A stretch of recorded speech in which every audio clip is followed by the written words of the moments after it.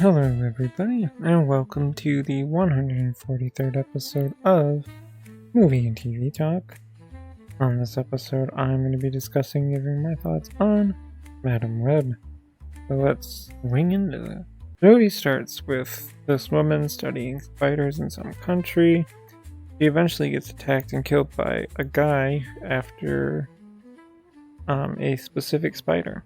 Some tribal people carry the dead woman to some blue liquid pit so her child can be born, and then we jump to 2003 with Cassie being an EMT, driving an ambulance with her coworker Ben Parker. It's not until she has like a near-death experience by almost drowning where she first comes into her powers by seeing some crazy web and hearing people and so on. From there, she suddenly starts being able to see future events before they happen. Of course, it takes her a while to realize that it is before they happen, but she does catch on eventually.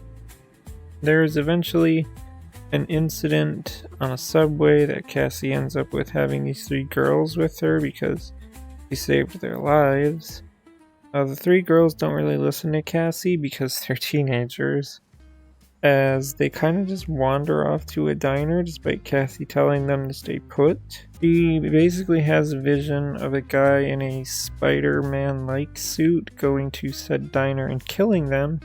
Thus, Cassie goes to that very diner, hits the guy in the spider suit, takes the girls and drives off. There's a final confrontation, a spider suit guy on top of a building where we really get to see Cassie's powers get further developed, where she basically makes 3 copies of herself to save the girls in peril. Cassie is able to beat the spider suit guy, save all 3 girls, and they basically stay with Cassie after that because in some vision these 3 girls are Spider Women in the future, but that's basically the movie. So what did I think of Madam Web? Well, the first thing is that I want to ask, what really was the point of setting the movie in 2003? The movie is basically set right in between the first 2 Sam Raimi Spider-Man movies, so I don't know if they were going for some sort of connection between those movies.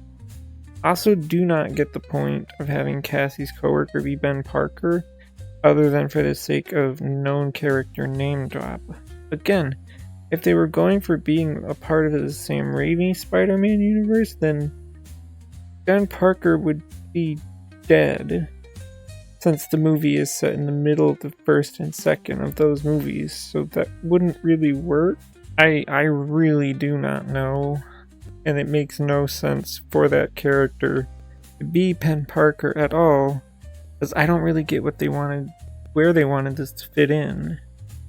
I think that in general, I find it odd that after they did like 3 Sinister Six character movies, it's like, here, have a good character from this strange Sony Marvel universe without Spider-Man. A movie that not only introduced a good character, but also hints at 3 other separate Spider-Woman characters that who knows if films based on any of those characters will ever actually exist. I think that the most good thing I can say about the movie is that I don't think it's as bad as the online criticism makes it out to be. I heard a lot of people put this movie on the same level as actual garbage like Morbius. I don't think it should be on that level. Now, I don't think it's particularly great. I did like the visuals associated with her web stuff, but that's kind of it. But for being an EMT, Cassie kind of comes off as a bit of an ass. She was so mean to those 3 girls upon meeting them. It literally tells them, like, I saved your lives, so, you're welcome. Like, really snobby, Not till the last third of the movie that her attitude towards those 3 girls even changes, and it doesn't feel natural either. It just kind of happened. The 3 girls don't really contribute anything at all besides being the thing that the bad guy is chasing after.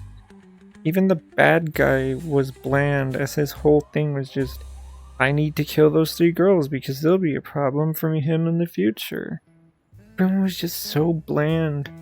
It just makes the whole movie just bland. There's nothing really else to say about it. Madam Web is just an average movie. That's all I have to say, so if you like this kind of content, feel free to subscribe. Thank you for listening, and goodbye.